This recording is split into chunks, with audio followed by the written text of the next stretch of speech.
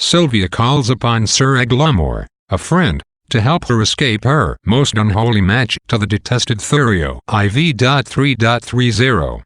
She yearns to reunite with Valentine, but knows she cannot travel to Mantua alone. Eglamour is a safe chaperone for Sylvia, as he has taken a vow of chastity since the death of his beloved wife. Sylvia and Eglamour make plans to meet the following day at Friar Patrick's cell. Lance describes his visit to the Duke's dining chamber to deliver Crabbe as a gift to Sylvia. Lance and Crabbe are in the room not longer than a piss-slashing while when Crabbe urinates on the floor. IV.16-17. The Duke calls his servants to beat the dog, but because Lance loves the dog so dearly, he claims that he himself urinated on the floor, and takes the beating in place of Crabbe.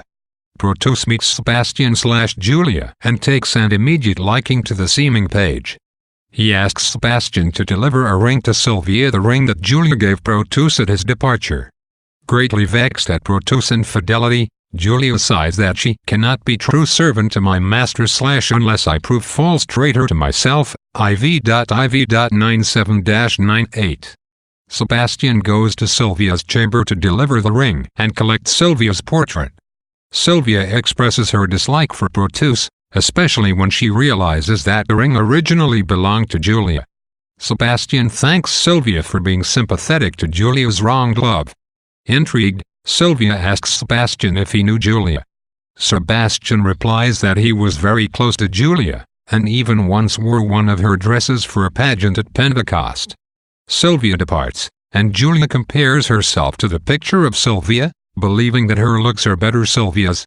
Lance's devotion to his dog, though humorous, provides an important foil to the unfeeling attitudes of Protus and the Duke.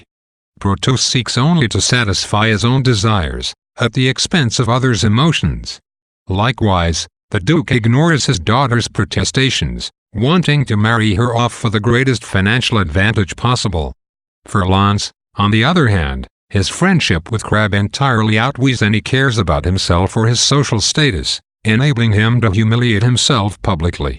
Though Lance's diction is neither elegant nor poetic, his speeches represent the most developed use of language in the play.